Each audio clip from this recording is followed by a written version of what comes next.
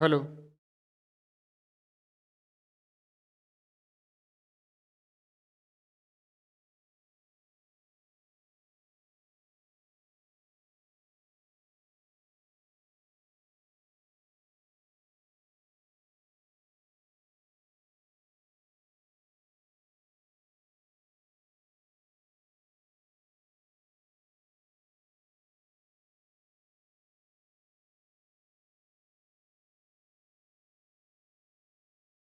Hello, hello, hello, hello.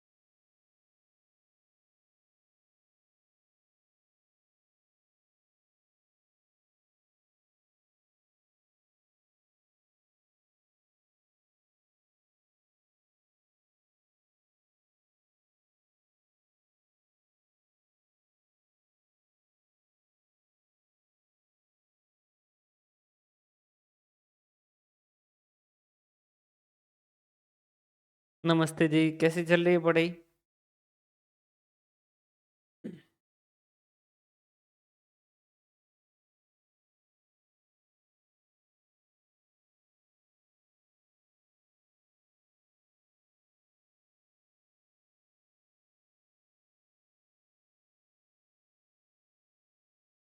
Hand written notes मिल गए आपको?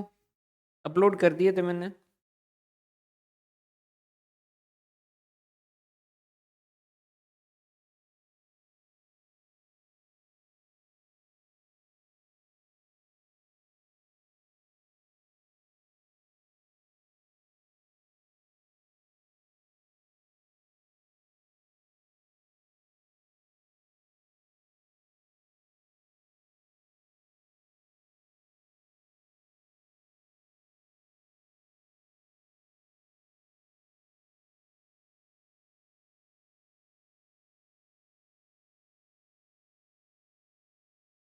शुरू करें?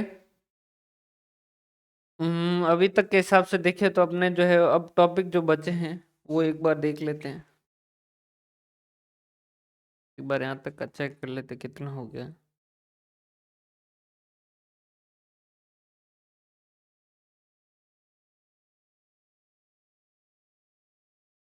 एक तो बचा है अपना फाइनेंशियल अकाउंटिंग के अंदर एएस।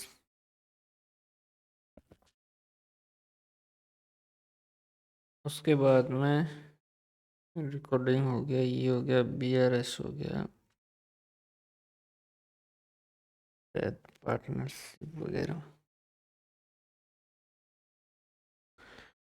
फाइनेंशियल अकाउंटिंग बचा है और प्राइस लेवल चेंजेस अकाउंटिंग।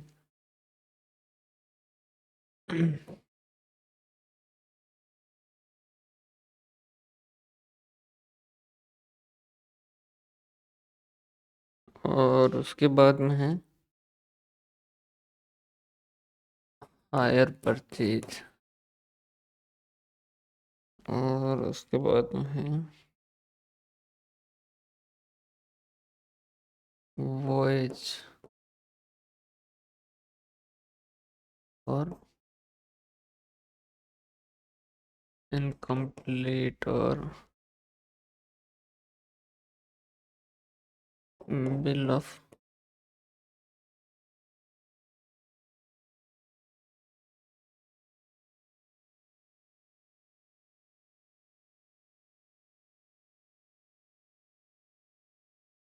हम्म इतने बचे हमने।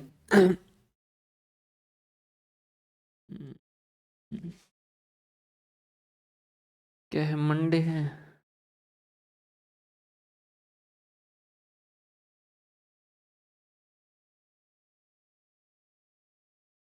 फ्राइडे वो है जो, और ये प्राइस लेवल तो वैसे ही एक दिन में हो जाएंगे। कुल मिला के इस फ्राइडे तक जो अपन कंप्लीट कर देंगे।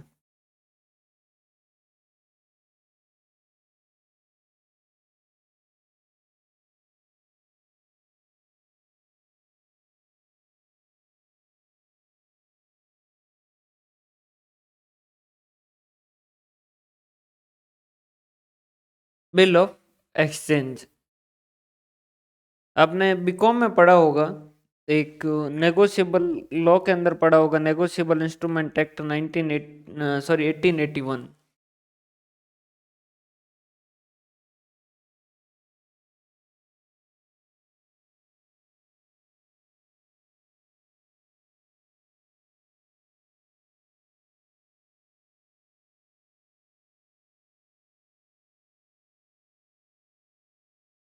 थोड़ा कॉम्प्लिकेटेड है, समझ कम ही आता है ये नेगोशिएबल इंस्ट्रूमेंट एक्ट। बाकी अपने तो अकाउंटिंग देखनी है इसके बिल ऑफ एक्सचेंज की, तो जो कि बहुत ही सिंपल है, इसके अंदर कोई खास ऐसी हार्ड वाली बात है नहीं। ये जो है नेगोशिएबल इंस्ट्रूमेंट एक्ट, ये बात करता है आपके बिल ऑफ एक्सचेंज के बारे में। है क्या, बिल्कुल अपन सिंपल समझते हैं, जैसे बिल्स रिसीवेबल, बिल्स पेबल वगैरह जो है वही है।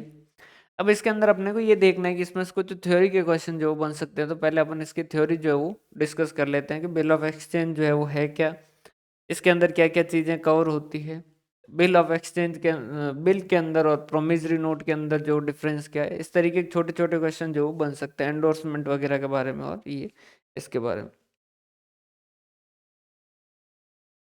सबसे पहला जो है वो लिखिए इसके अंदर, बिल ऑफ एक्सचेंज की जो डेफिनेशन दे रखी है वो दे रखी है सेक्शन 5 के अंदर दे रखी है,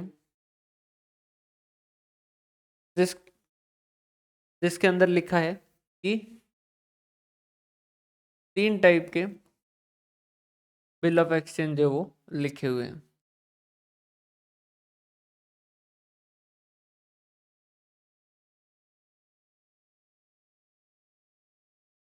3 टाइप के बिल ऑफ एक्सचेंज जो वो लिख रखे हैं, जो कि अपन नॉर्मली जानते हैं।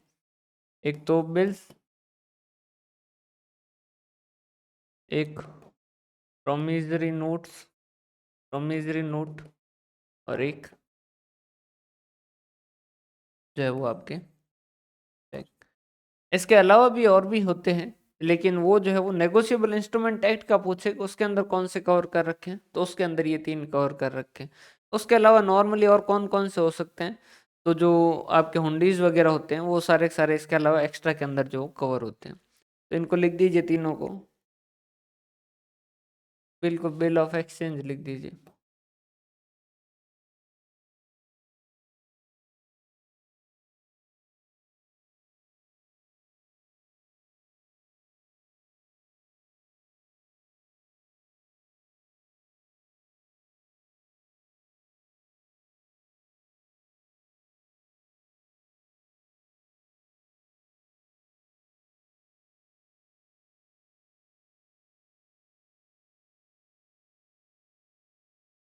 अब जो है इसकी सेक्शन 5 के अंदर इसकी डेफिनेशन दे रखी है, जिसके अंदर क्या लिखा है कि बिल ऑफ एक्सचेंज की दे रखी है। बिल ऑफ एक्सचेंज जो है वो क्या है, सबसे पहले इसकी कैरेक्टरिस्टिक्स क्या लिखी है कि वो क्या हो, इन राइटिंग हो, उसके बाद में अनकंडीशनल ऑर्डर हो कि ये पैसा देना है, प्योरली साइन बाय मेकर हो, जो उसको बना रहा है उसके द्वारा उसके ऊपर जो वो ड्यूली साइन हो,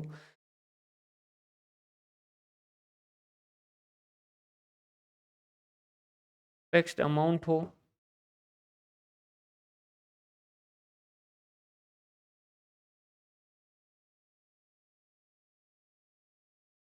फिक्स्ड टाइम हो।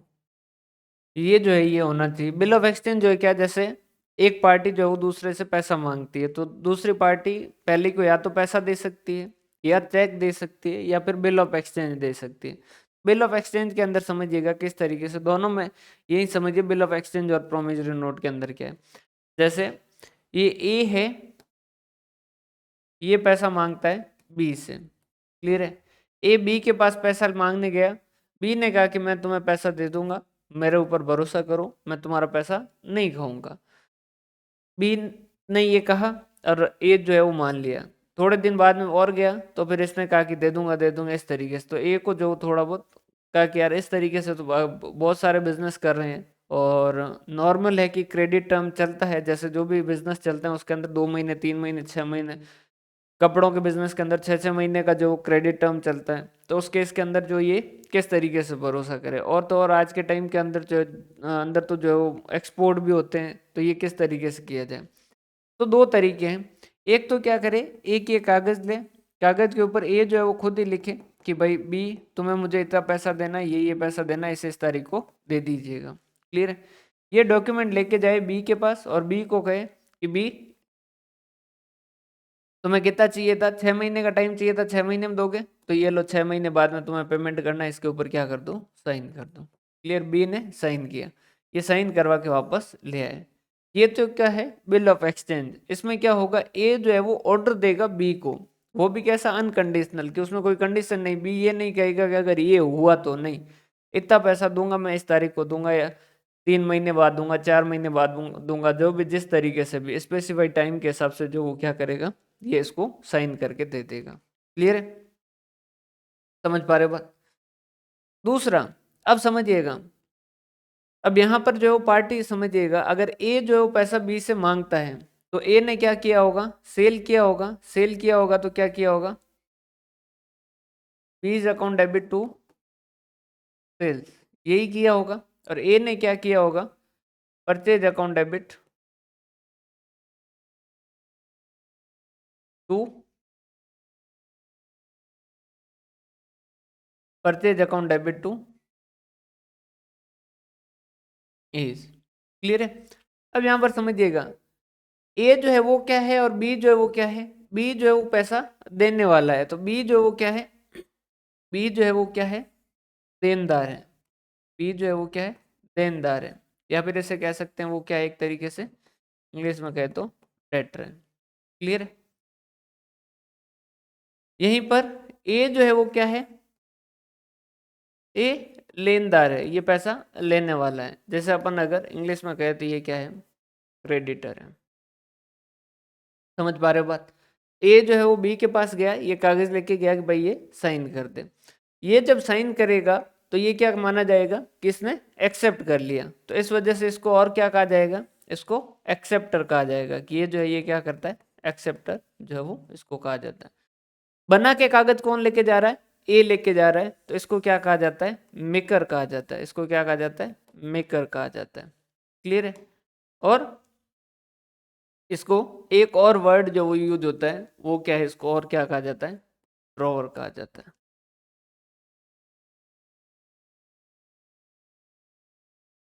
और इसको क्या कहा जाता है, ड्रॉ भी कहा जाता है। पहले ये लिख लीजिए यहाँ तक का।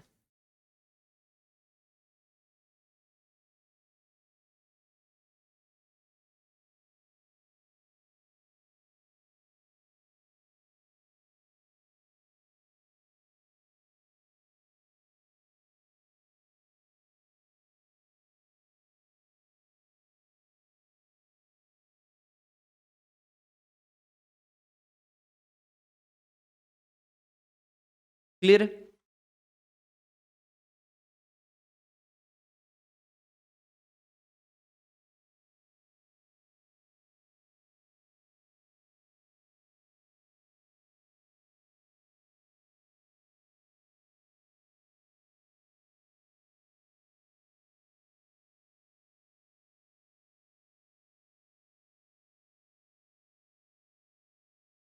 क्लियर है, समझ पा रहे हो बात। इसके जस्ट अगेंस्ट के अंदर जो प्रोमिसरी नोट होगा ना, इसको लिख चुके हो क्या।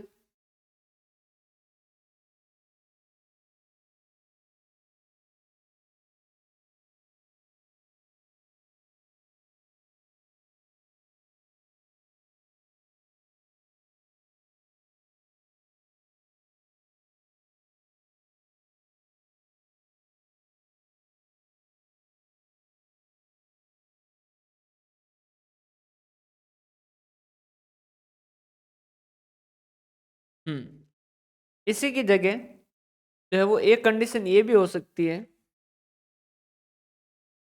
कि ये ए है, ये पैसा मांगता है, तो ये बी है। ए ने मान लीजिए सेल की थी, तो इसने क्या किया था, B account debit to sales, और ये इसने क्या किया होगा, purchase account debit to A. ये क्या है, वही इसको पैसा लेना है, तो ये क्या है, लेनदार है, या फिर इसे हम क्या कह सकते हैं, क्रेडिटर है। ये जो है क्या है, लेनदार है या डेटर है। क्लियर है। ए जो है इससे पैसा मांगने गया, और बी ने जो है वो क्या किया, एक कागज लिया, और इस कागज पे इसने क्या कहा कि मैं ए को फला फला तारीख को इतना पैसा जो है वो दूंगा। ये इसने यहाँ पर खुद के साइन किए, और ये वाला कागज जो वो क्या कर दिया, इसने इसको दे दिया।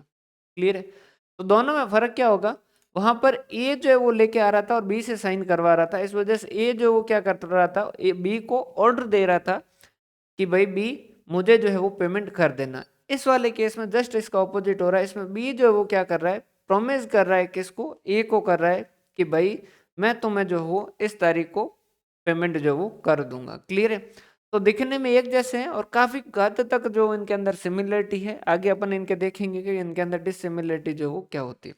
इस सिमिलरिटी में एक तो मेनली क्या होता है, इसके अंदर ये जो है ये क्या करेगा, ये लिखेगा कि मैं मिस्टर ए को इतनी तारीख को पैसा जो है वो दे दूंगा।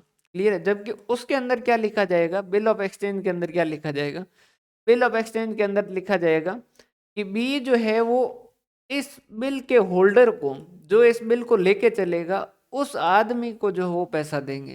तो अगर कल को ये ए जो है किसी और पार्टी को, मान लीजिए ए से सी मांगता है पैसा, तो उस केस के अंदर सी को दे दे, तो क्या पैसा सी को मिल सकता है क्या, हाँ। क्या ए जो है ये बिल जो बैंक के अंदर दे दे और बैंक से पैसा पहले ही ले ले, तो क्या बैंक से पैसा लिया जा सकता है क्या, लिया जा सकता है।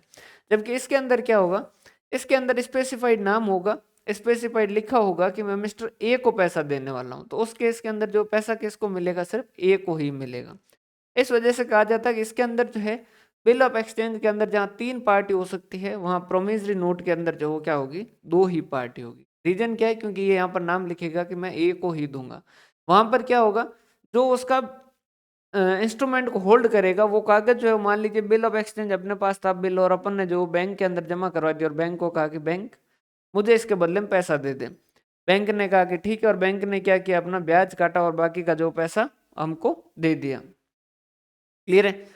कि भाई 2 महीने पहले ले रहा है पैसा, तो 2 महीने का ब्याज काटा और दे दिया। तो इस तरीके का केस जो वहां पर बनता है, तो उस केस के अंदर फिर जो है बी को पेमेंट किसको करना होगा, बैंक जो है तारीख आएगी, तो बैंक जो बी के पास जाएगी कि ये रहा बिल और इसके बदले मुझे पैसा दो। क्लियर है। जबकि यहाँ पर जो स्पेसिफाइड नाम होगा और उसी को पैसा दिया जाएगा। क्लियर है। तो इस वजह से इसकी जहां हम कैरेक्टरिस्टिक्स पढ़ रहे थे, पहले ये लिख दीजिए।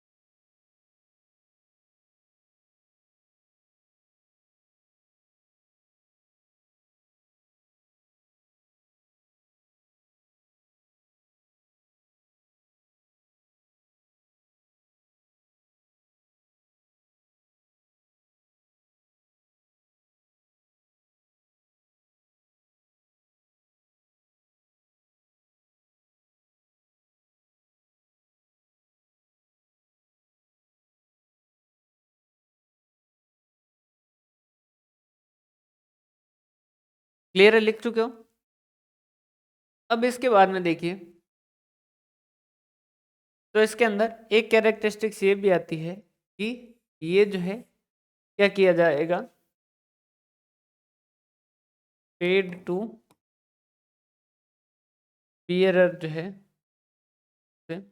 और जिसे अपन कहते हैं होल्डर ऑफ बिल, जो बिल को होल्ड करके रखेगा उसको पे किया जाएगा। ठीक है, इसमें क्या हो सकता है,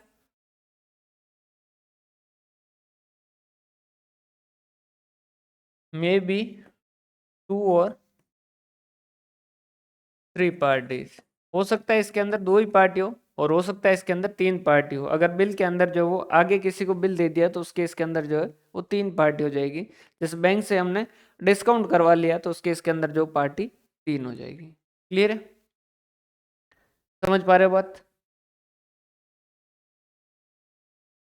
duly sign by maker, maker से होगा, उसके अलावा एक्सेप्टर से भी साइन हो जाएगा। तो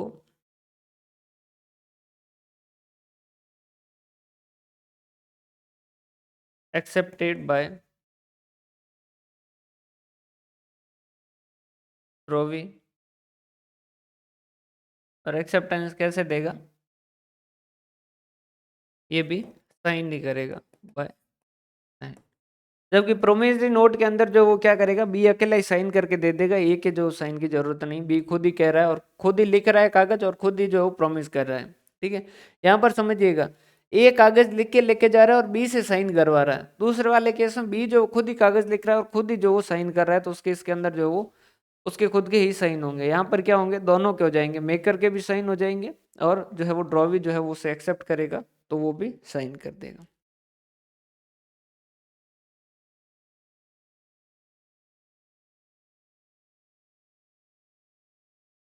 क्लियर है, यहाँ तक का लिख चुके हो?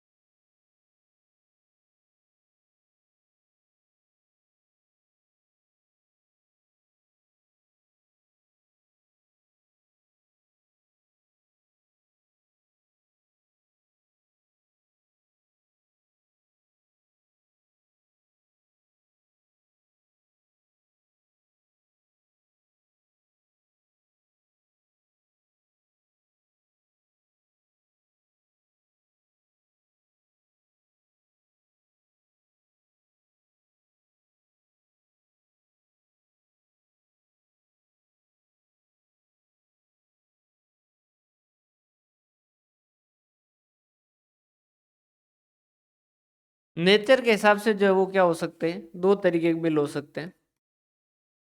एक तो ट्रेड बिल और एक जो है वो आपके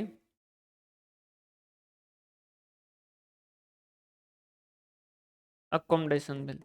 ट्रेड बिल क्या होंगे, परचेज और सेल के ट्रांजैक्शन के लिए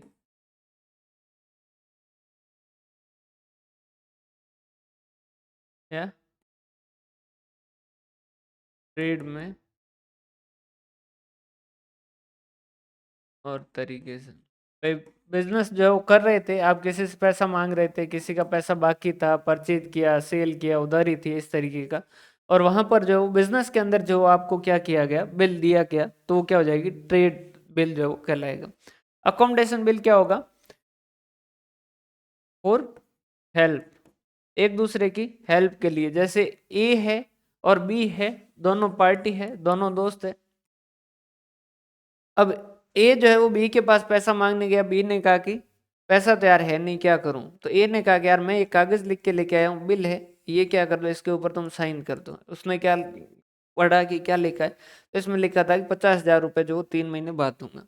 बी ने कहा कि यार मैं 50,000 क्यों दूंगा, तो उन्होंने कहा देखो 50,000 का एक ऐसा कैसा बिल तुम भी लिख दो, चलो तुम्हें भरोसा नहीं है, ऐसा कैसा एक बिल तुम भी लिख दो, मैं इस पे साइन कर देता हूँ, तुम जो इस पे साइन कर दो। इससे क्या होगा, मैं ये बिल लेके मुझे जो साइन करके मिलेगा वो मैं बैंक के पास लेके चला जाऊंगा और तुम जो है वो ये वाला लेके बैंक के पास चले जाना।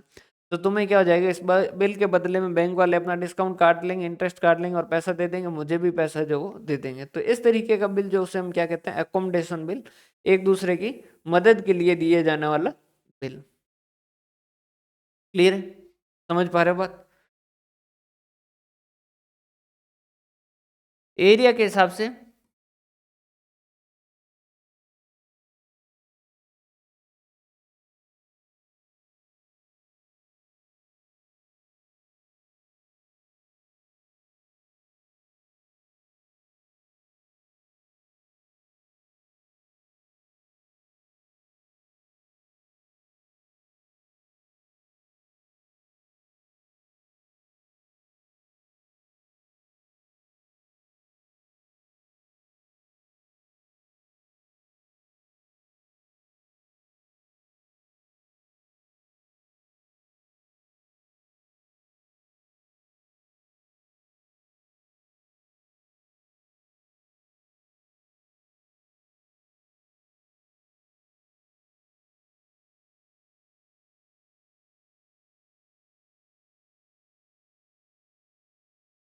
अगर जो है सारी पार्टियां जो वो एक ही कंट्री की है तो उस केस के अंदर तो क्या हो जाएगा,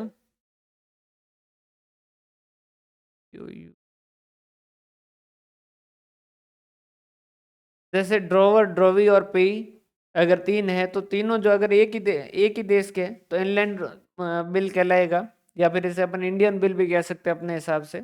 और अगर उसमें से एक कोई भी पार्टी बाहर की है तो उस केस के अंदर वो क्या कहलाएगा, फॉरेन बिल जो है वो कहलाएगा। क्लियर है? समझ पा रहे हो बात? यहाँ तक का लिख दीजिए।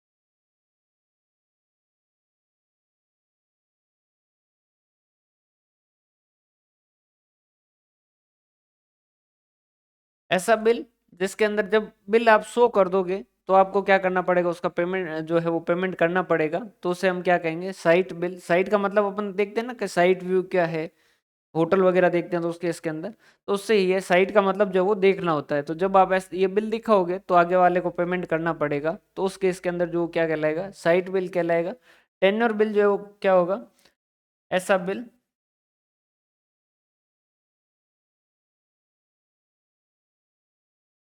जिसमें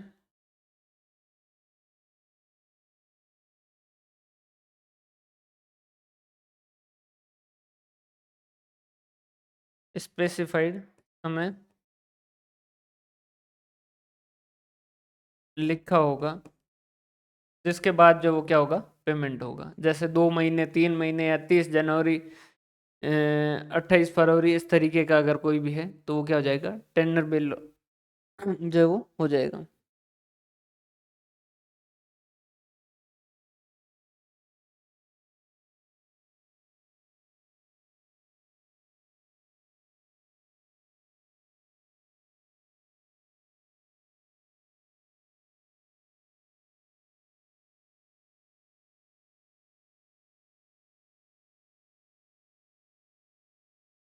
क्लियर है?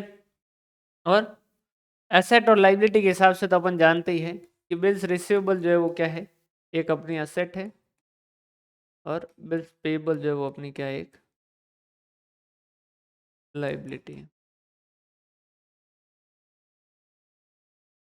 क्लियर है? नाम से ही पता चल रहे हैं, वैसे सिंपल से ही है।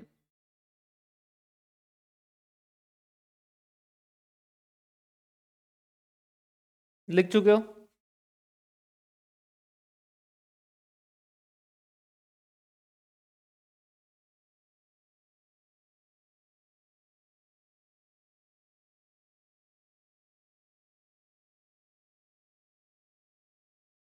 आगे बढ़े?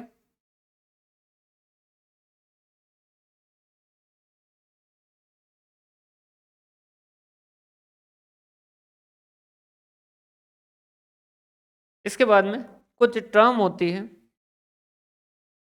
जो आप पहले से ही अपन समझ लेते हैं कि एज ऑफ ग्रेस। इसमें क्या होता है, वैसे इसको अपन लिखेंगे आगे, अभी तो एक बार इतना समझ लीजिए कि इसमें क्या होता है, बिल की जो भी डेट होगी ना उसमें जो वो 3 दिन जो वो एक्स्ट्रा दिए जाते हैं, इसको अभी लिखिएगा मत, एक बार छोड़ दीजिएगा, क्योंकि आगे जो मैच्योरिटी,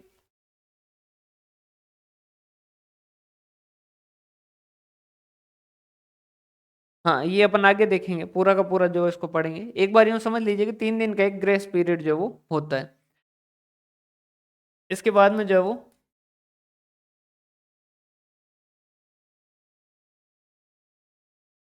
रिटायरिंग ऑफ बिल, मतलब कि क्या है, बिल की डेट से पहले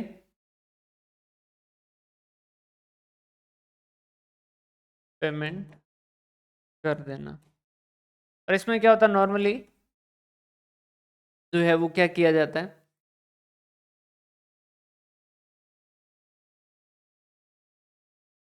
कुछ डिस्काउंट दिया जाता है,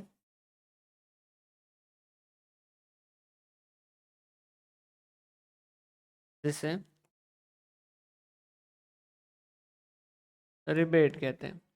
जैसे कि बिल जो है वो ड्यू हो रहा था 30 मार्च को, और आगे वाली पार्टी जो वो आई 15 फरवरी को, और उसने कहा कि ये मेरे बिल का पेमेंट जो आप ले लीजिए, तो उस केस के अंदर आगे वाली जो पार्टी है, मतलब कि जिसको मिल रहे हैं, वो क्या कर सकती है, उसको थोड़े जो अमाउंट है उसका डिस्काउंट दे सकती है। तो ये क्या कहलाता है, रिटायरिंग ऑफ बिल, कि भाई बिल जो है डेट से पहले ही आपने क्या कर दिया, उसका भुगतान कर दिया। क्लियर।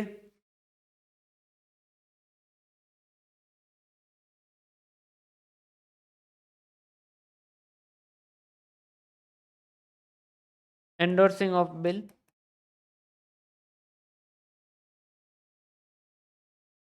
इसका मतलब है कि जैसे अपन, मेरे पास बिल पड़ा था, और जैसे मैं ए से पैसा मांगता था तो ए ने मुझे बिल दिया, और सी मेरे से पैसा मांगता था, सी मेरे पास आया कि पैसा दे दीजिए, तो मैंने क्या कर दिया, ए वाला बिल जो वो क्या कर दिया, सी को दे दिया। तो हमने क्या कर दिया,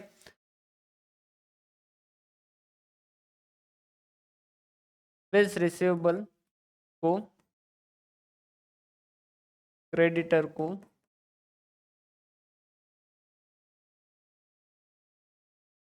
पेमेंट के लिए इस्तेमाल करना, यूज करना जो है वो क्या कहलाएगा आपका, एंडोर्समेंट ऑफ बिल। जो हमारा बिल्स रिसीवेबल है उसको हमने क्या कर दिया, क्रेडिटर को दे दिया उसके पेमेंट के लिए। क्लियर है। और इसमें क्या केस आते हैं, इंसॉल्वेंसी का केस आ जाए, तो इंसॉल्वेंसी तो अपन समझते हैं कि भाई इंसॉल्वेंट हो जाए आगे वाला, अगर जैसे हम जिससे पैसा मांगते हैं और जिसने हमें बिल लिख के दिया वो आगे वाला इंसॉल्वेंट हो जाएगा, तो उस केस के अंदर जो पैसा मिलेगा इंसॉल्वेंसी के केस में क्या होगा, जितना कम मिलेगा,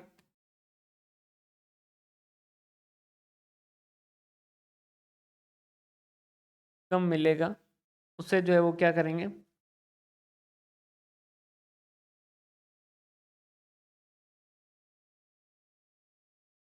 ड्रॉवर तो क्या लिखेगा, बैड डेट्स अकाउंट, और रवि क्या लिखेगा, डेफिशिएंसी अकाउंट। ये हमने समझा भी था पार्टनरशिप के अंदर कि अगर हम किसी का कोई हमारा पैसा खा जाए तो हम उसे बैड डेट्स कहते हैं, और हम किसी का पैसा खा जाए तो उसे हम जो क्या कहते हैं, डेफिशिएंसी कहते हैं।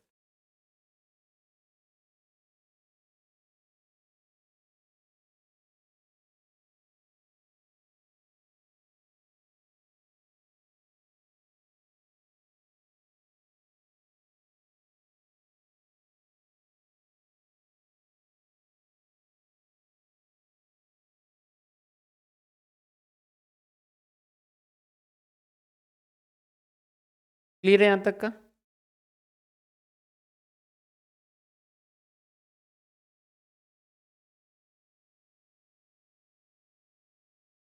अब जो अपन इसको डे ऑफ ग्रेस को और इसको समझते हैं,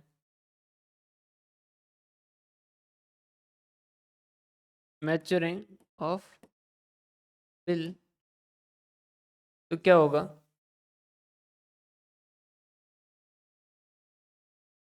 एवरी बिल और promissory note to be paid on third day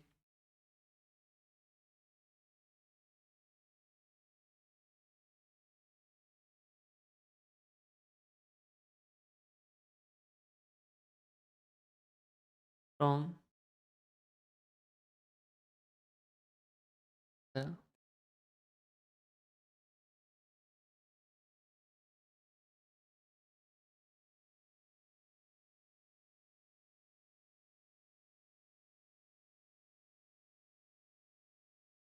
bill.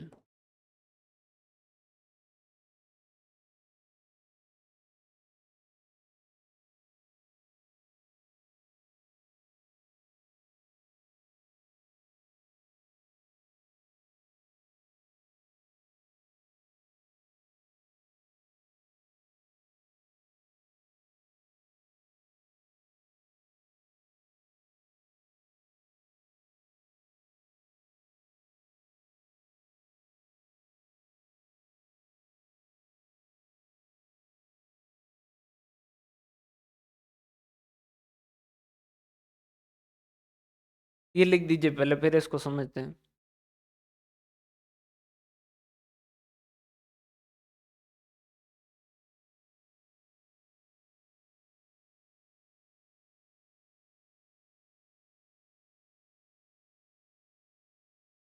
कि जो भी बिल होंगे, बिल और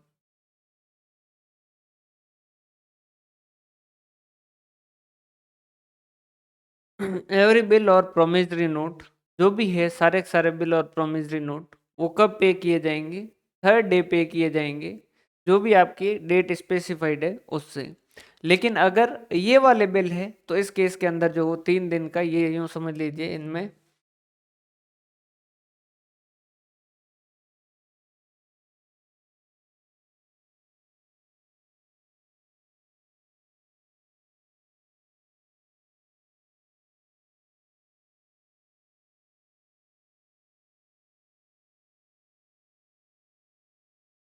इनमें 3 दिन का ग्रेस पीरियड जो है वो नहीं मिलता है। अब समझिएगा,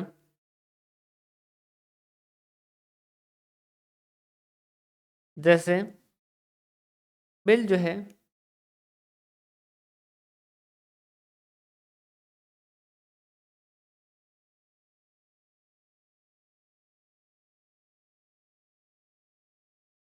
एक जनवरी को जो है वो लिखा गया, 1 जनवरी 2022 को, और पीरियड लिखा गया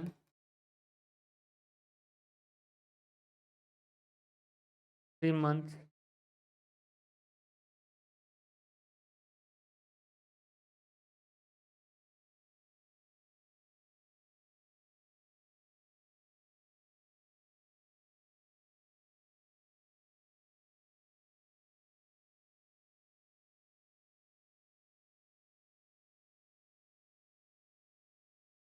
इसी।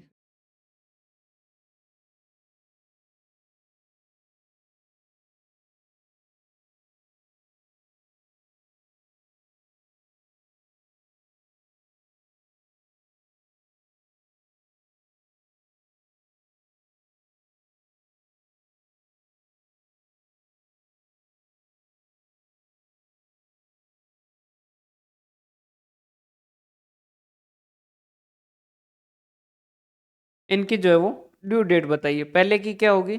देखो 3 महीने हैं, 1 जनवरी से 1 फरवरी, 1 मार्च और 1 अप्रैल। समझिएगा, 1 फरवरी, 1 मार्च और 1 अप्रैल। तो ये क्या होती है? 1 अप्रैल, और इसमें क्या करोगे? 3 दिन और जोड़ोगे, कितने हो गए? 1 से 3 दिन और जोड़ोगे तो 4 अप्रैल। क्लियर है? इसके बाद में जो है वो नेक्स्ट 12 जून है। 12 जून से क्या होगा, ये क्या हो गई डेट, 4 अप्रैल लिख दी।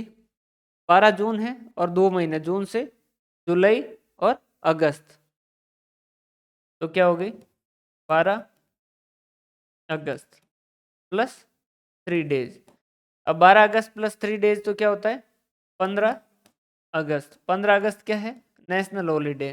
तो इन्होंने खुद नहीं लिखा है कि अगर कोई ऐसा हॉलीडे है जो प्री प्लान्ड है, पहले से ही पता है नेशनल हॉलीडे है या संडे है ऐसा कुछ है, तो क्या हो जाएगा उससे पहले वाला दिन। तो इस केस में क्या हो जाएगा, इससे पहले वाला दिन।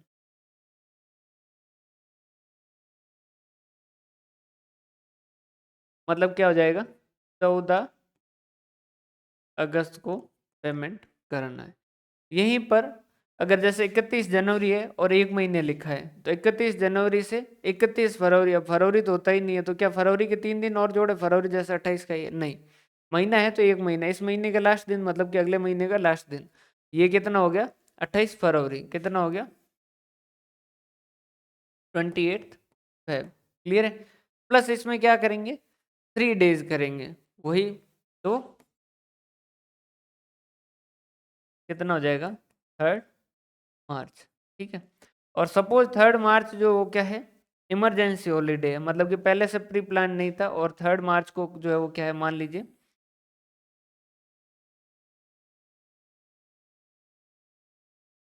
इमरजेंसी हॉलीडे है, तो उस केस के अंदर क्या लिखा गया है कि भाई आपकी ड्यू डेट क्या हो जाएगी, आगे वाले दिन 4 मार्च को। कारण क्या है, सीधा समझ आ रहा है कि भाई 15 अगस्त आपको पहले से पता है कि भाई 15 अगस्त को छुट्टी है, तो एक काम करो उससे पहले वाले दिन दे दो, ठीक है, और नहीं तो आप आगे वाले दिन पेमेंट कर दो। क्लियर है। लेकिन ये जो 3 दिन के टाइम है ना, ये इन बिल में नहीं मिलता है। एक तो बिल कौन से होते हैं, ये वैसे तीनों एक ही तरीके के बिल है कि भाई ऑन डिमांड बिल, ऐसा बिल जिसके अंदर ऐसा ही लिखा गया है कि ये बिल जिस दिन बताया जाएगा उस दिन आपको पेमेंट करना है, तो वहां पर 3 दिन का ग्रेस नहीं। या फिर ऑन प्रेजेंटेशन, इसे ही लिखा जाता है ऑन प्रेजेंटेशन कि भाई जिस दिन आप ये प्रेजेंट करोगे उसी दिन आपको पेमेंट करना है। या फिर एट साइट बिल कि भाई जिस दिन आप दिखा दोगे उसी दिन आपको ये पेमेंट करना है। तो ये वाले जो बिल है इनके अंदर जो क्या किया जाएगा, कभी भी आपके डेज ऑफ ग्रेस जो वो नहीं मिलेंगे। क्लियर है। और अगर एट साइट के अंदर भी लिखा है, जैसे कि भाई एट साइट के अंदर की 3 महीने फ्रॉम एट साइट, या 3 महीने ऑन साइट, इसके हिसाब से लिखा है कि भाई इनके हिसाब से भी इसमें पीरियड लिखा है, तो इसके अंदर एक चीज ध्यान रखिएगा, 2 वर्ड होते हैं।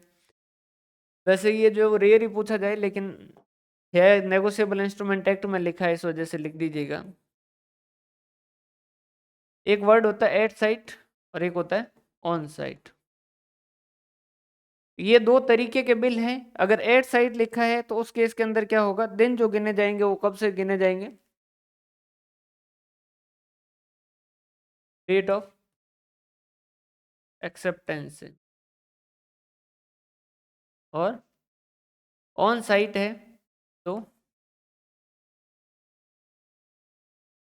Date of making bill.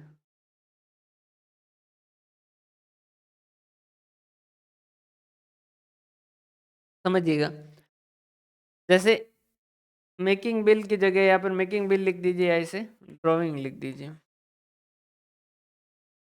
समझिएगा, जैसे 1 जनवरी को जो है वो बिल लिखा गया, ठीक है, और उसके बाद में जो वो उनके पास लेके गए और उन्होंने जो वो 7 जनवरी को जो है उन्होंने क्या किया, एक्सेप्टेंस दिए। अगर बिल जो है वो लिखा हुआ है एट साइट लिखा हुआ है, तो दिन जो गिने जाएंगे वो कब से गिने जाएंगे, 7 जनवरी से गिने जाएंगे। और अगर ऑन साइट है तो उस केस के अंदर दिन जो है वो कहाँ से गिने जाएंगे, इस 1 जनवरी से गिने जाएंगे। क्लियर। एट साइट के अंदर अगर पीरियड दे रखा है तो उस केस के अंदर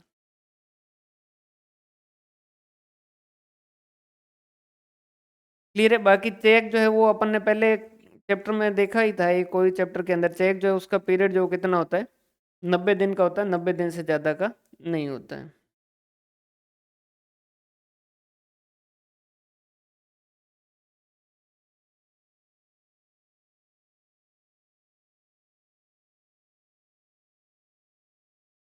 देखो समझिएगा, ये यहाँ से वापस देख लीजिए एक बार। कि भाई नॉर्मली जो है वो क्या होता है, नॉर्मली क्या होता है, कोई भी बिल होगा या प्रोमिसरी नोट होगा तो उस दिन के उसमें 3 दिन ग्रेस के दिए जाएंगे, क्लियर है।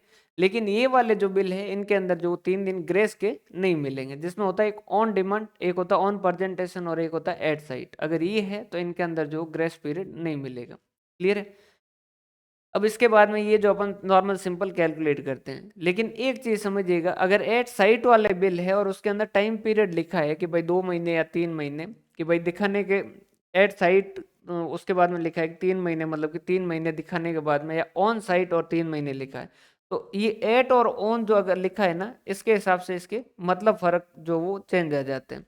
अगर बिल जो वो एट साइट लिखा है या ऑन साइट लिखा है, इससे फर्क क्या पड़ता है, एट साइट लिखा है तो उस केस के अंदर जो डेट ऑफ एक्सेप्टेंस है जो वो गिने जाएंगे, कि जिस दिन इसने एक्सेप्ट किया उस दिन से गिने जाएंगे।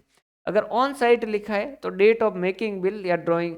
अब जैसे किसी ने 1 जनवरी को बिल जो है वो लिखा और इसके पास गया आगे वाली सामने वाली पार्टी के पास और उसने 7 जनवरी को एक्सेप्ट किया, तो एट साइट वाला बिल है तो 7 जनवरी से दिन गिने जाएंगे। अगर ऑन साइट है तो ये 1 जनवरी से बिल गिने जाएंगे। अगर एट साइट वाला बिल है तो इसके अंदर 3 दिन ग्रेस के नहीं मिलेंगे, और इसके अंदर जो ऑन साइट वाला है तो उसके अंदर 3 दिन ग्रेस के मिलेंगे। इसके अंदर जो 3 दिन ग्रेस के ग्रेस पीरियड इसमें नहीं मिलेगा, और इसके अंदर जो ग्रेस पीरियड मिलेगा। Is it okay?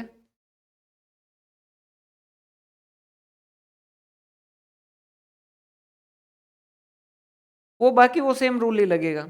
अगर नेशनल हॉलीडे है तो उससे पहले वाला दिन, इमरजेंसी हॉलीडे है तो उससे पहले वाला दिन, सॉरी, इमरजेंसी हॉलीडे है तो उससे आगे वाला दिन, मतलब कि 3 की जगह 4 हो जाएगा और नहीं तो 2 हो जाएगा।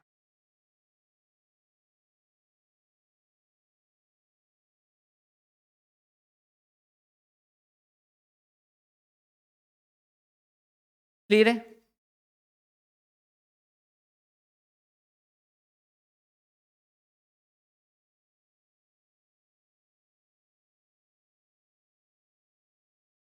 क्लियर है, समझ आ गया?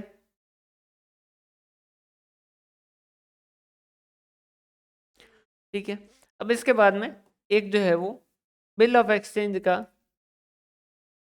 या इसको अपन उसी पेज पे लिखते हैं, बिल ऑफ एक्सचेंज और प्रोमिसरी नोट को डिफरेंस जो,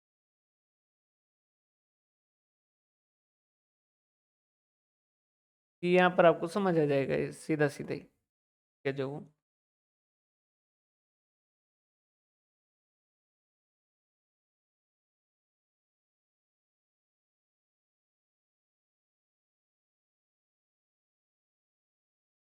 प्रोमिसरी नोट और, सॉरी, पहले बिल ऑफ एक्सचेंज लिख दीजिए।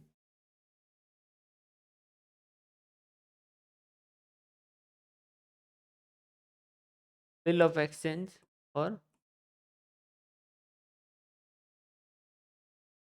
Promissory note. सबसे पहले तो डिफरेंस इनका कहाँ आया, इनमें से ये जो है वो लिखता कौन है। तो देखो, ये जो आपका,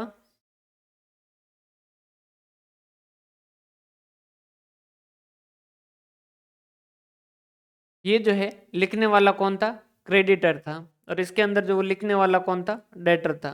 तो ये जो है बिल ऑफ एक्सचेंज कौन लिखेगा,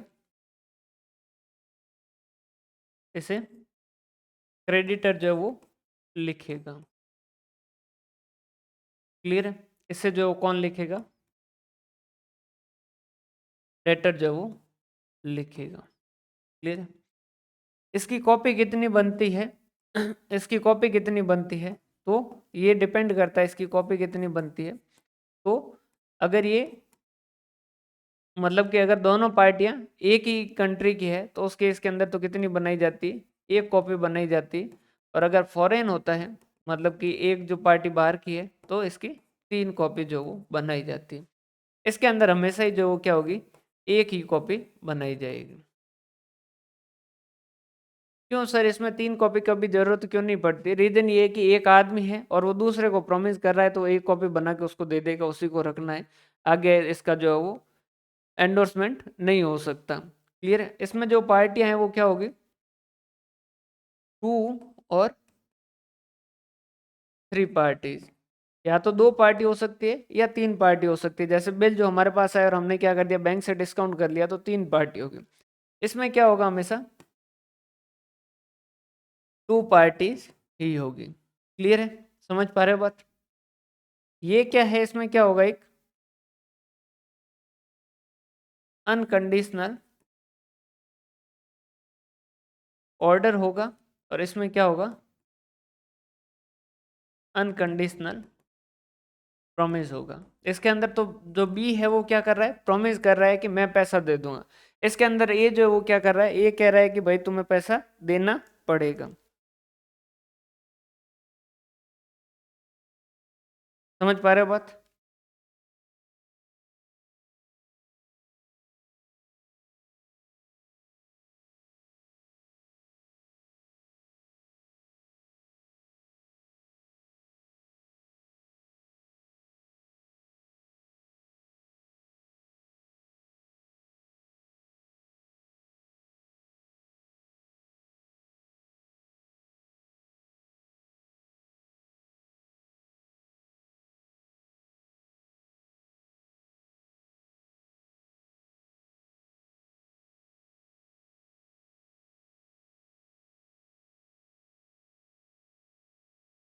देखो, जैसे मैं गया साइन करवाया ए से साइन करवा के बिल मेरे पास लेके आया। अब ये जो बिल है, मान लीजिए मैंने क्या कर दिया, बैंक से डिस्काउंट करवा दिया। तारीख आई, बैंक जो है वो ए से पैसा लेने गई, तो उस केस के अंदर पहली जिम्मेदारी तो किसकी है कि ए जो है वो पैसा दे दे। कल को अगर ए ने पैसा नहीं दिया या वो इंसॉल्वेंट हो गया, तो फिर पैसा किसे देना पड़ेगा, मुझे देना पड़ेगा। तो इसमें क्या होगा, जो लिखने वाला है तो उसकी जो है वो लाइबिलिटी क्या हो सकती है, सेकेंडरी हो सकती है। इसके अंदर क्या होता है, जैसे ये पार्टी जो है मैं प्रॉमिस कर रहा हूं कि मैं आपको पैसा दे दूंगा। अब पैसे की जो जिम्मेदारी है वो मेरी ही है और किसी की नहीं आएगी। कैसे भी करके पैसा जो मुझे ही चुकाना, और कोई जो वो नहीं चुकाएगा। क्लियर है, समझ पा रहे हो बात?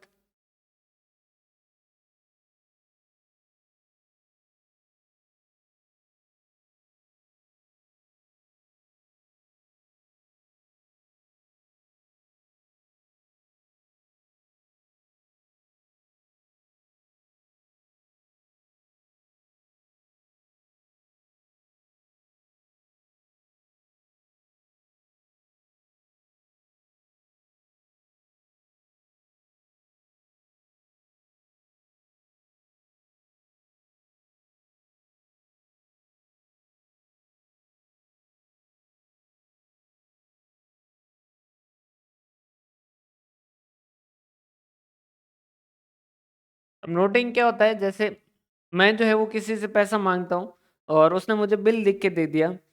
अब मैं उनके पास गया, मैंने कहा पैसा दे दो, उन्होंने जो मुझे क्या किया, पैसा नहीं दिया। मैंने उनको कोर्ट के अंदर केस किया, मैंने कहा कि ये मेरा पैसा जो इन्होंने बिल जो है वो कहा।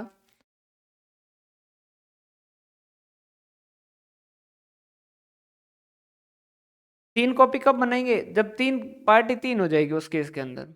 जैसे एक जो फॉरेन है, एक उसको दे देंगे कॉपी, और बाकी जो है फॉरेन वाला बिल आएगा ना, उसी केस के अंदर तीन कॉपी बनेगी, बाकी जो है वो एक ही कॉपी बनेगी।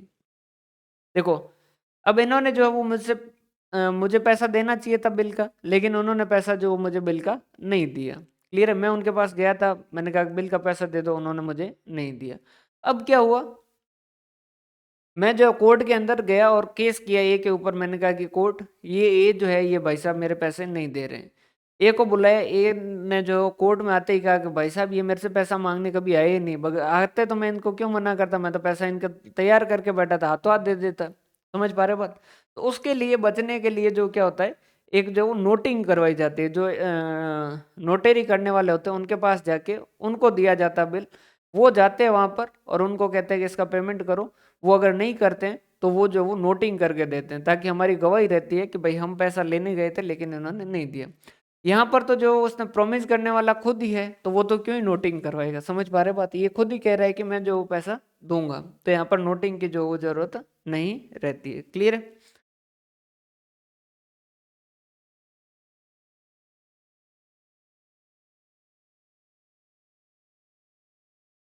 समझ पा रहे बात यहाँ तक में, कोई डाउट हो?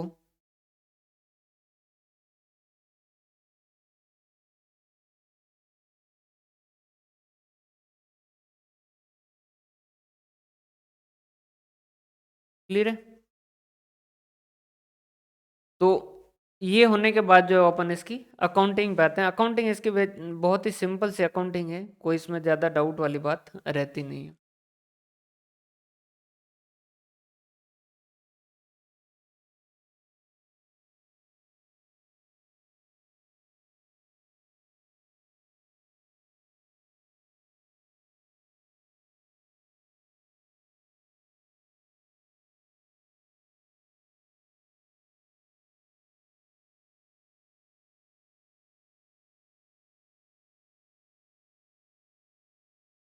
अकाउंटिंग बिल्स रिसीवेबल के केस में सबसे पहले बिल्स रिसीवेबल के लिए क्या होगा, आपको सेल करनी होगी।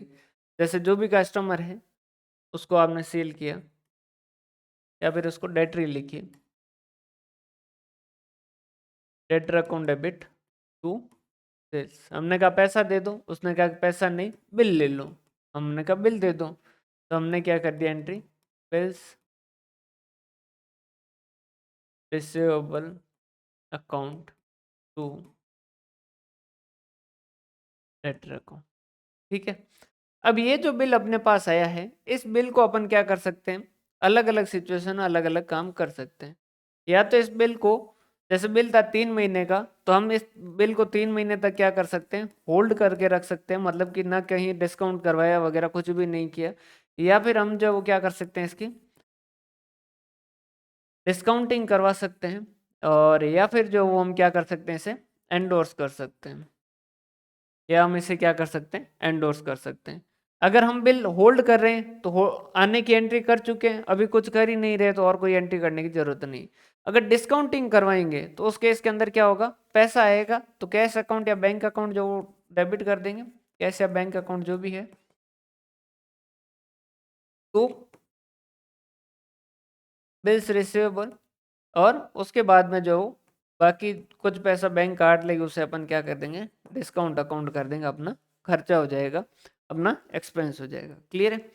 उसके बाद में अगर एंडोर्स कर लेते हैं, एंडोर्स मतलब कि ए ने हमें बिल दिया और हमसे जो वो सी पैसा मांगता वो हमारे पास आया, तो हमने कहा कि एक काम करो ये बिल ले लो। तो नॉर्मली अगर किसी पार्टी को अपन कैश देते हैं तो उस केस के अंदर क्या करते हैं, टू कैश करते हैं। यहाँ पर कैश नहीं दे रहे हैं अपन, उसको बदले में क्या कर रहे हैं, हम दूसरे एसेट दे रहे हैं, बिल्स रिसीवेबल दे रहे हैं, तो टू बिल्स रिसीवेबल कर देंगे। और किसको देंगे, नॉर्मली जो हमसे पैसा मांगता है, तो हम क्या कर देंगे, creditor account debit to bills receivable. Clear है? ये करने के बाद में क्या होगा, अब जैसे 3 महीने का टाइम है, तो 3 महीने के बाद में जो वो क्या होगा, बिल की डेट आ जाएगी, मैच्योरिटी होगी। मैच्योरिटी पे दो केस बन सकते हैं, या तो क्या हो, पेमेंट हो जाए, और या फिर क्या हो जाए, डिसऑनर हो जाए, डिसऑनर हो जाए। अगर पेमेंट होगा तो उस केस के अंदर क्या हो जाएगा, कैश आ जाएगा या बैंक आ जाएगा, और उसके बदले में जो हमारा बिल चला जाएगा टू बिल्स रिसीवेबल। यहाँ पर बिल हमारे पास आया था, हमने बिल जो आगे किसी को दे दिया, तो अब हमारे पास बिल है ही नहीं, तो एंट्री करने की जरूरत ही नहीं। यहाँ भी जो बिल अब हमारे पास है ही नहीं, तो कोई एंट्री करने की जरूरत है ही नहीं। क्लियर है? लेकिन अगर बिल जो है वो डिसऑनर हो जाता है, अगर बिल जो है वो क्या हो जाता है, डिसऑनर हो जाता है, मतलब कि पैसा मांगने गए और उस केस के अंदर जो वो पैसा नहीं दिया, तो उस केस के अंदर क्या करेंगे समझिएगा, बिल नाम की जो एसेट आ रखी है वो तो अपने को क्या करना है, हटाना है। तो बिल्स रिसीवेबल, कि भाई बिल्स जो है वो तो क्या करना होगा, अपने को हटाना होगा। क्लियर है? उसके बाद में, उसके बदले में हम जिससे पैसा आया था उस वक्त जो भाई जब बिल मिला था, तो हमने क्या किया था, bills receivable account debit to debtor account. अब वो डिसऑनर हो गया, तो अपन क्या कर देंगे, वापस रिवर्स एंट्री कर देंगे, debtor account debit to bills receivable कर देंगे। क्लियर है?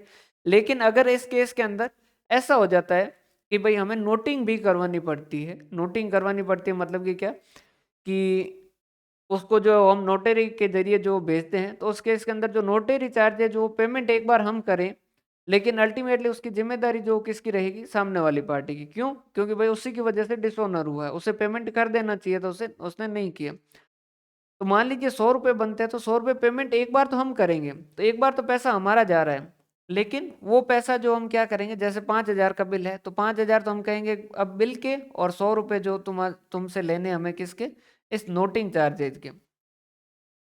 ये तुम्हारे जो दिए हैं ये, अब तुमसे टोटल कितने पैसे मांगते हैं, 5,100। समझ पा रहे हो बात। इसके बाद में जो क्या होगा, अब इस डेटर से जो भी है पैसा, मान लीजिए एक तो हो सकता है कि डेटर जो वो करवा कैंसर डिसऑनर और फिर पैसा देते, लेकिन नॉर्मली जो उसके बाद में क्या होता है, बैड डेट्स ही होता है, बैड डेट्स अकाउंट डेबिट, जितना पैसा मिला उतना ठीक, और बाकी का जो क्या हो जाएगा, बैड डेट्स हो जाएगा, बिल्स रिसीवेबल। समझ पा रहे हो बात, क्लियर है। दूसरा केस, अगर यहाँ पर हमने जो क्या कर दिया, बैंक से जो वो डिस्काउंट करवा दिया था, ठीक है, तो जो डेटर है उसको तो पहले वापस अपने बुक के अंदर लेके आएंगे कि भाई तेरे कारण सब हुआ है, तो तुझसे तो पैसा मांगेंगे। बैंक जो है वो क्या कहेगी कि भाई तुमने जो बिल दिया था ए से, हम ए के पास गए, ए ने पैसा नहीं दिया, हमें पैसा पकड़ाओ, तो बैंक को तो हमें क्या करना पड़ेगा, पैसा देना पड़ेगा। उसके बाद में नोटिंग चार्जेस भी हमें देने पड़ सकते हैं, तो नोटिंग चार्जेस जो भी देंगे वो हम क्या कर देंगे, टू कैश अकाउंट। उसके अगेंस्ट तीसरे केस के अंदर अगर हमने बिल जो वो क्या कर दिया, क्रेडिटर को दे दिया, क्रेडिटर को दे दिया, तो क्रेडिटर जो कहेगा कि हमारे जो तुमने बैलेंस को कम किया, वो तुमने किस बेया पे किया था, तुमने कहा था कि हम तुम्हें क्या कर रहे हैं, बिल दे रहे हैं, ये कैसा वाहियात बिल दिया, ये तो कोई काम का ही नहीं है। उन्होंने कहा कोई चिंता मत करो, हम जो पैसा वापस ले आएंगे। तो डेटर अकाउंट डेबिट उससे कहेंगे कि भाई सी जो है, हमने बिल सी को दे दिया, हमने कहा कि ए तेरी वजह से जो वो अब सी को पैसा देना पड़ेगा, तो ए को वापस एसेट बना देंगे, और टू क्रेडिटर जो है उसको वापस अपनी लाइबिलिटी बना देंगे, और कुछ नोटिंग चार्जेस देने पड़े तो ये दे देंगे। क्लियर है। तो ये नोटिंग चार्जेस है, ये नोटिंग चार्जेस है, और ये नोटिंग चार्जेस। उसके बाद में इन दोनों में भी ये जो है वो क्या रहेगी,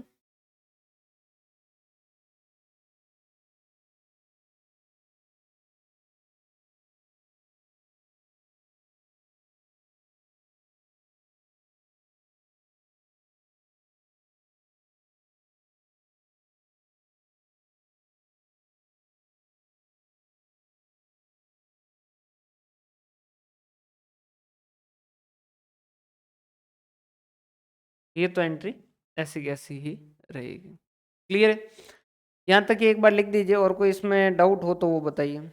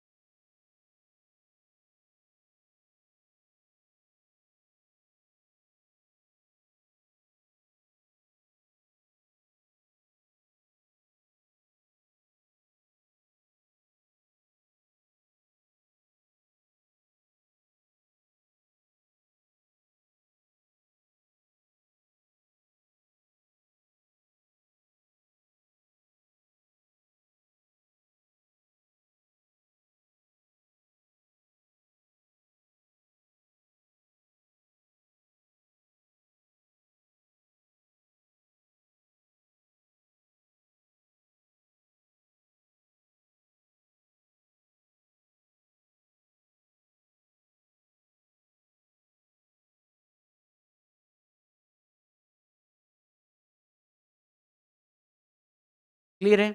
एक बार इसको वापस देख लीजिए। देखो, सबसे पहले हम क्या करेंगे, सेल करेंगे। सेल करेंगे तो नॉर्मल सेल की एंट्री कर देंगे, debtor account debit to sales. फिर बिल मिलेगा तो हम क्या कर देंगे, bills receivable account debit to debtor account. ठीक है।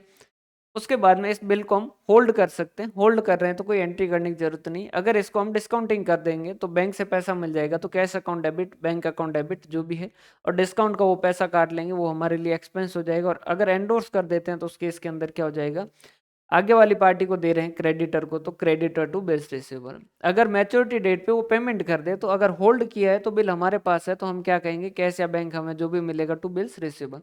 अगर हम किसी को दे चुके हैं और उसको आगे पेमेंट कर दिया उन्होंने, तो फिर अपनी कोई पंचायती नहीं, अपनी बुक में ना असेट है ना लाइबिलिटी है। किस वाले केस में? अच्छा, हाँ हाँ हाँ, बिल्कुल।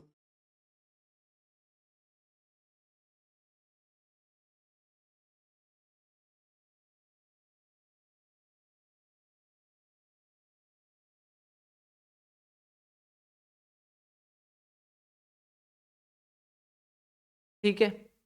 इसके बाद में अगर डिसऑनर हो जाता है तो जो डिसऑनर होगा तो उस केस के अंदर जो डेटर को वापस ले आएंगे और उसके बदले में जो बिल को वापस हटा देंगे अगर हमारे पास पड़ा है तो, और नोटिंग चार्जेस अगर कुछ देंगे तो अल्टीमेटली आगे वाले की जिम्मेदारी तो टू कैश कर देंगे।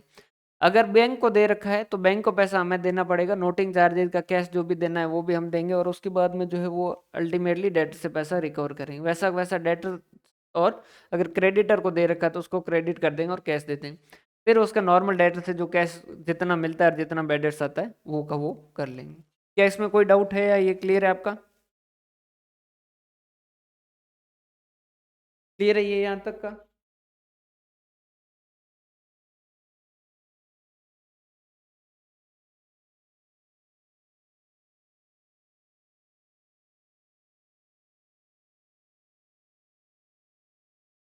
क्लियर है। बात करें अगर हम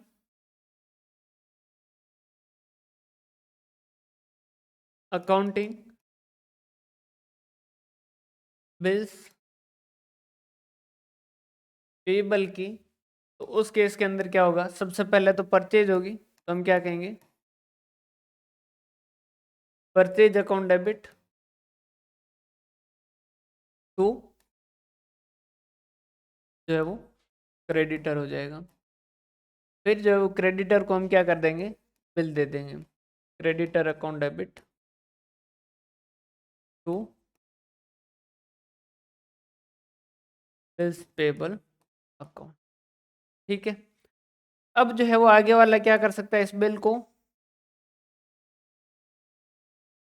होल्ड कर सकता है, इसको डिस्काउंट करवा सकता है, इसको जो है वो एंडोर्स कर सकता है। अपन जो एंट्री किसकी बुक में कर रहे हैं, बिल्स पेबल वाले की, उससे कोई फर्क पड़ेगा क्या वो होल्ड करता है, कोई डिस्काउंट करवाता है, कोई एंडोर्स करता है, उससे कोई फर्क पड़ेगा क्या? नहीं, उससे कोई भी फर्क नहीं पड़ना है, क्योंकि इसने तो बिल दे दिया है। अब इसको जिस दिन पेमेंट करना है उसी दिन जो है वो इसकी अकाउंटिंग करेगा। क्लियर है। अब इसके बाद में क्या होगा, मैच्योरिटी डेट आएगी। क्या होगा, मैच्योरिटी डेट आएगी। अब मैच्योरिटी डेट के अंदर दो चीजें हो सकती है, या तो ये पेमेंट कर दें, पेमेंट कर देगा तो क्या हो जाएगा, bills payable account debit to cash account, चाहे कुछ भी हो उसको तो पेमेंट करना है, तो bills payable account debit to cash account. या इन तीनों का अल्टीमेटली इसको तो इससे फर्क ही नहीं पड़ेगा, तो ये साथ में भी लिख सकते हैं।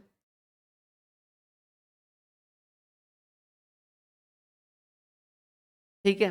लेकिन लेकिन अगर जो है वो ये क्या करवा दें, डिसऑनर करवा दें, ये डिसऑनर करवा दें। ठीक है। तो उस केस के अंदर जो क्या होगा, बिल्स पेबल नाम की जो उसने लाइबिलिटी लिख रखी है वो तो अब वापस उसकी हट जाएगी, उसकी जगह क्या हो जाएगा, इसका टू क्रेडिटर हो जाएगा।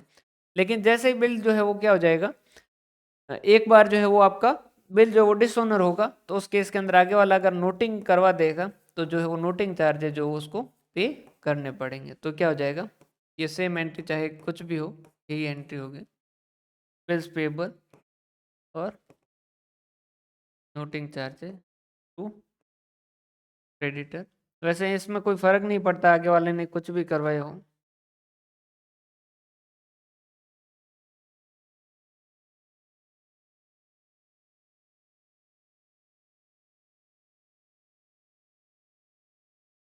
ठीक है, यहाँ तक की बात।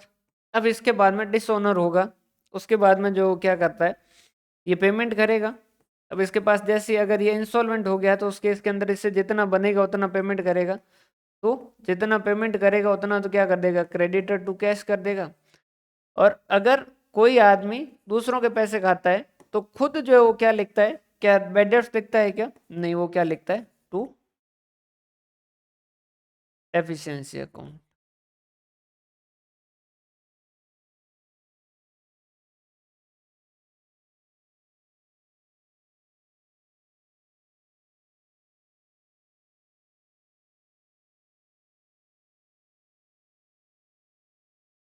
क्लियर है, कोई डाउट इसमें?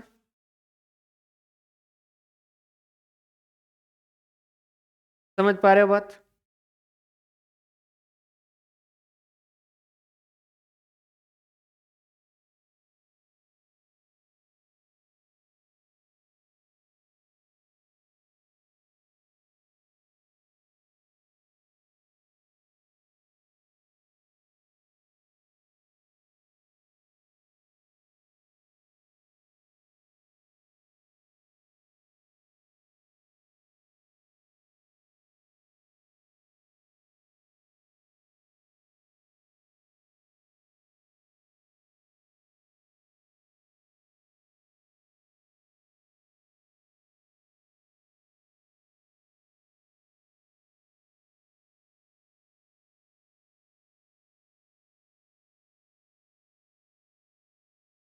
देखो एक बार शुरू से देख लो। सबसे पहले परचेज किया, purchase account debit to creditor, creditor to bills payable, उसको बिल दे दिया। अब आगे वाला चाहे होल्ड करे, डिस्काउंट करे, एंडोर्स करे, हमें कोई फर्क नहीं पड़ता। मैच्योरिटी डेट आएगी, पेमेंट कर दिया सीधा सीधा, तो बिल्स पेबल टू केस हो जाएगा, चाहे कोई भी केस हो अपने को। यहाँ पर जो है वो सीधा उस पार्टी को देना, डिस्काउंट करवा दिया तो बैंक को देना, एंडोर्स कर दिया तो आगे जिसको एंडोर्स किया क्रेडिटर उसको देना है, ठीक है। अब डिसओनर हो जाता है तो उस केस के अंदर जो क्या करेंगे हम, बिल्स पेबल अकाउंट को वापस हटाएंगे बुक के अंदर से जो लाइबिलिटी लिख रखी है, और उसकी जगह क्रेडिटर को ले आएंगे। और अगर आगे वाले ने नोटिंग करवा दिया तो नोटिंग चार्जेस जो है वो हमारे एक्सपेंस हो जाएंगे, ठीक है। सेम ऐसी कैसी एंट्री रहेगी, और क्रेडिटर को जितना पैसा देंगे उतना पैसा दे देंगे, और बाकी का जो डेफिशिएंसी अकाउंट के अंदर। क्लियर है?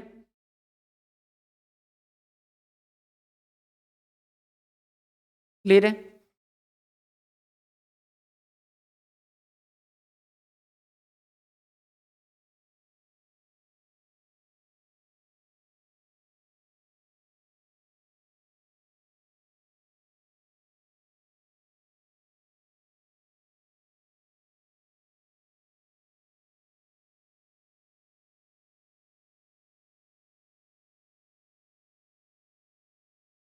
अगर रिटायर करवा देता है बिल को, तो उस केस के अंदर मतलब क्या हो गया, बिल जो उसका पेमेंट पहले कर दिया, तो उस केस के अंदर जो बिल का पेमेंट क्या होगा, टू बिल्स रिसीवेबल, जैसे 5,000 का बिल है तो उस केस के अंदर जो क्या करेंगे, थोड़ी सी जो है वो आगे वाले को छूट दे देंगे, ठीक है। तो उस केस के अंदर जैसे कैश जो 5,000 की जगह 4,900 ही लेंगे, तो कैश या बैंक अकाउंट डेबिट, और बाकी का जो है वो क्या कर देंगे, डिस्काउंट अकाउंट या रिबेट अकाउंट जो वो लिख देंगे। जैसा भी लिख सकते हो, डिस्काउंट अकाउंट भी लिख सकते हो और रिबेट अकाउंट भी लिख सकते हो, वैसा का वैसा। ये आगे वाला जो है रिटायर करवाने वाला जो है वो क्या कहेगा कि भाई बिल जो है वो जैसे 5,000 का पेमेंट करना है, तो ये क्या कहेगा, bills payable account debit to, cash जो है वो कम ही देगा, थोड़ा बहुत रिबेट मिल जाएगा, बाकी का जो है वो क्या कर देगा, ये रिबेट लिख देगा। वैसा वैसा अगर जो है वो बिल को रिन्यूअल करवा दे, रिन्यूअल का मतलब जैसे तारीख आई और इस तारीख को उसने कहा कि यार अभी पैसा नहीं है, ये काम कर, पुराना वाला बिल जो है वो हटा के इसकी जगह मुझे नेक्स्ट जो है वो 2 महीने और दे दे, मैं 2 महीने के अंदर पक्का कसम से जो वो पैसा दे दूंगा, कोई चिंता वाली बात ही नहीं है,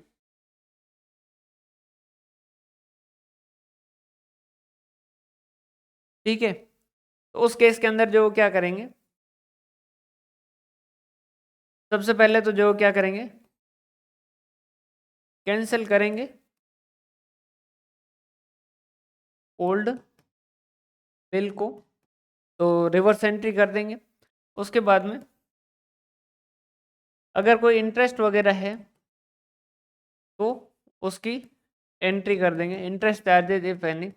ऐसा जब भी होता है, रिन्यूअल होता है कि भाई जैसे 3 महीने का बिल था, 3 महीना पूरा हुआ और उसने कहा कि ये काम करो यार, 2 महीने का मुझे और टाइम दे दो, तो उसने कहा 2 महीने का मैं नया बिल लिख देता हूँ, तो उस केस के अंदर क्या किया जाता है, जो एक्स्ट्रा 2 महीने होता है उसमें कुछ ब्याज चार्ज किया जाता है, तो नॉर्मल जो ब्याज की एंट्री होगी वो जो है वो एंट्री हो जाएगी, और जो नए बिल है उसकी एंट्री हो जाएगी।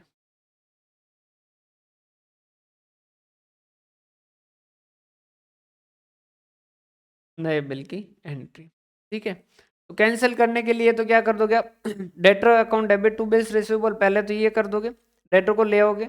उसके बाद में अगर कोई इंटरेस्ट वगैरह चार्ज करने वाले हो तो वो इंटरेस्ट चार्ज कर लीजिए, जो आप कैश में भी ले सकते हो, या फिर आप चाहो तो जो वो ड्यू बेसिस पे भी रख सकते हो। अगर कैश में मिल जाता है तो cash account debit to interest income, वो अलग से पैसा ले लीजिए, ठीक है। और नहीं मिलता है तो वो डेटर अकाउंट डेबिट टू जो वो इंटरेस्ट इनकम लिख दीजिए और नया बिल जो है उसकी एंट्री कर दीजिए bills receivable account debit to debtor, इसके जस्ट ऑपोजिट साइड में बिल्स पेबल की जो वो कर देगा। क्लियर है? इसके अलावा इसमें एक छोटा सा पॉइंट और बचता है, जिसे हम कहते हैं हुंडी। हुंडी जो है वो आज के टाइम में कम चलता है, पहले के टाइम में बहुत ज़्यादा चलता था।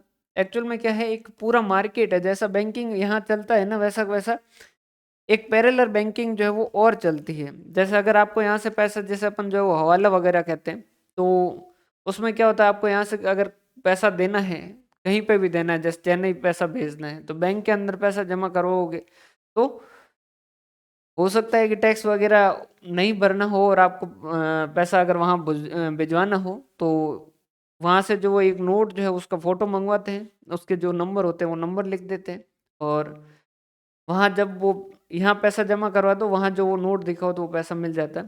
तो इस तरीके के कुछ सिस्टम थे, उस तरीके के जो ट्रेडिशन वगैरह जो थे उसके अंदर इस तरीके के जो यूज होते थे हुंडी वगैरह, जो आज के टाइम में चलते नहीं है। और ना नेगोशिएबल इंस्ट्रूमेंट एक्ट के अंदर इसके अंदर लिखा है, बस इसके अंदर जो है वो रिन्यूएबल का, देखो रिन्यूएबल क्या है, जैसे बिल जो है वो 3 महीने का था, 3 महीने हो गए, बिल की पेमेंट की डेट आ गई, और आगे वाले ने कहा यार 3 महीने, मान लीजिए 2 महीने और दे दीजिए, मैं 2 महीने का नया बिल लिख के दे देता हूँ। हमने कहा ठीक है। तो रिन्यूएबल में कुछ भी नहीं है, अलग अलग ट्रांजेक्शन हो रहे हैं, तो पहले तो अपने को क्या करना होगा, ये 3 महीने वाला कैंसिल करना होगा। तो कैंसिल करने के लिए अपन क्या कर देंगे, debtor account debit to bills receivable, ये वाला कैंसिल कर दिया। अब जो एक्स्ट्रा 2 महीने होते हैं उसमें हो सकता है कई बार क्या किया जाता है, ब्याज लिया जाता है। तो अगर कैश में लिया जाता है तो cash account debit to interest income लिख देंगे, और नहीं है ऐसा कुछ भी तो इंटरेस्ट नहीं चार्ज कर रहे हैं तो कोई एंट्री नहीं होगी। और अगर जैसे कैश इंटरेस्ट चार्ज कर रहे हैं लेकिन उसने कहा कि पैसा इंटरेस्ट का भी बाद में दूंगा, तो debtor account debit open interest income लिख दी, फिर जो वो एक नया बिल लिख के दे देगा, तो वो क्या हो जाएगा, bills receivable account debit to debtor. तो अल्टीमेटली कैंसिल में कुछ भी नहीं, पुराने वाले कैंसिल करना, सॉरी रिन्यूअल में कुछ भी नहीं, पुराने वाले कैंसिल करना और नए वाले बिल के लिए एंट्री करनी। ठीक है? वैसा वैसा सामने वाली पार्टी जो वो क्या करेगा, पुराने वाले जो बिल्स पेबल उसकी एंट्री को कैंसिल करेगी और नए वाले बिल्स पेबल के लिए एक एंट्री कर देगी। अल्टीमेटली एंट्री जो वो सेम टू सेम ही रहेगी। तो कैंसिल करने के लिए वो क्या कर देगा, एक एंट्री कर देगा, debtor account debit to bills receivable, interest के लिए क्या कर देगा, cash account debit to interest income, और नया वाला जो बिल होगा उसके लिए क्या कर देगा, bills receivable account debit to debtor account. Charge है, पता है, कोई डाउट हो तो बता दीजिए।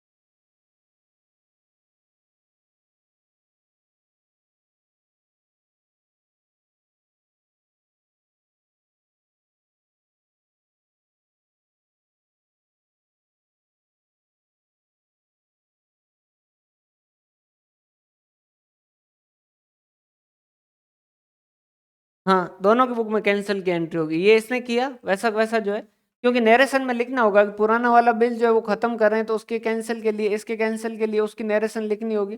अब जो है बिल पेमेंट के लिए अपन क्या करते हैं, creditor account debit to bills payable, तो कैंसिल के लिए क्या कर देंगे, bills payable account debit to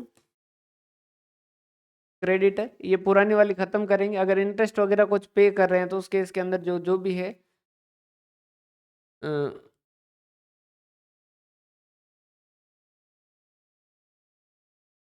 interest expense account debit to cash कर सकते हैं, या फिर अगर वो उधार रख रहे हैं तो उधार के लिए एंट्री कर देंगे, और उसके बाद में नया बिल जो वो लिख देंगे। तो ये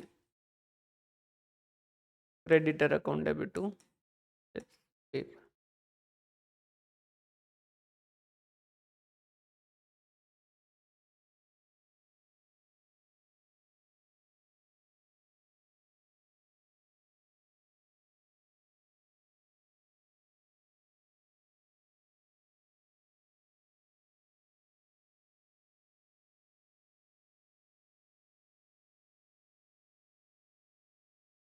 क्लियर है? इसमें हुंडी में ये ध्यान रखिएगा, हुंडी के जो दो प्रकार, वैसे बहुत रेयर केस एक क्वेश्चन पूछा जाए, लेकिन फिर भी ध्यान रखिएगा दो तरीके की हुंडी होती है। एक दर्शनी जो एट साइट वाली होती है ना, कि ऑन प्रेजेंटेशन, जिसको दिखाने पर जो पैसा दिया जाता है, उसे जो दर्शनी कहा जाता है। और मुद्दती जो है वो टेन्योर वाली, कि 3 महीने, 4 महीने, 2 महीने, फिक्स पीरियड वाली, जो उसे मुद्दती कहा जाता है। ये इतना ही है इस चैप्टर के अंदर। नोट्स जो वो हैंड रिटन नोट्स जो अपलोड किए गए हैं, उनको अगर आप चाहें ना तो वैसे क्लास में साथ में बनाए आपने, तो फिर कोई चिंता वाली बात नहीं है। और नहीं तो आप क्या कर दीजिएगा, इनका प्रिंट आउट निकाल दीजिएगा। अपने जो है ये पूरी हो जाएगी एक बार, तो उसके बाद में जो वो 2-3 दिन गैप देंगे, तो उसको एक बार नोट्स को जो पूरा रिवीजन कर लोगे, तो आपका पूरा अच्छे से रिवीजन हो। टेनर का मतलब टाइम, जैसे कि टेनर का मतलब 3 मंथ, 4 मंथ, ये इस तरीके से जो टाइम पीरियड, स्पेसिफाइड टाइम जो होता है, उसे अपन क्या कहते हैं, टेन्योर। कोर्स का टेन्योर क्या है, इस तरीके से। क्लियर है? तो ये है आपका बिल ऑफ एक्सचेंज। यहाँ तक आप देखिए। कल जो है अपन इनकम्प्लीट रिकॉर्ड पूरा करेंगे, और लगभग इस शुक्रवार को जो अपन ये अपना फाइनेंशियल अकाउंटिंग जो वो पूरा कर देंगे। प्राइस लेवल चेंजेज अकाउंटिंग और वॉयज अकाउंटिंग तो बहुत छोटा सा ही है, उनके अंदर एक एक ही कॉन्सेप्ट है, वो भी पूरे हो जाएंगे। अब जो है एक एएस की जो लिस्ट है, वो आपको याद करनी शुरू करनी होगी। वो कल जो है वो एएस ही डिस्कस कर लेते हैं, ताकि एएस जो है वो आप अभी से शुरू कर दीजिए। और कोई डाउट हो तो मुझे भेज दीजिएगा। और वो जो आपका एक जो था एनपीओ के अंदर की बेसिक एजम्पशन क्या माननी है, तो वो थोड़े मुझे टाइम मिलेगा तो मैं क्वेश्चन देखूंगा पुराने आरपीएससी के, जिनको चैप्टर वाइज करेंगे, तो उस वक्त जो है वो उनको अपन देख लेंगे कि उनकी बेसिक डिफॉल्ट एजम्पशन क्या रहती है। क्लियर है? तो हंसते रहें, मुस्कुराते रहें, पढ़ते रहें। यहाँ तक एक बार अच्छे से रिवीजन कर लीजिएगा। मिलते हैं वापस अपन कल 7 बजे।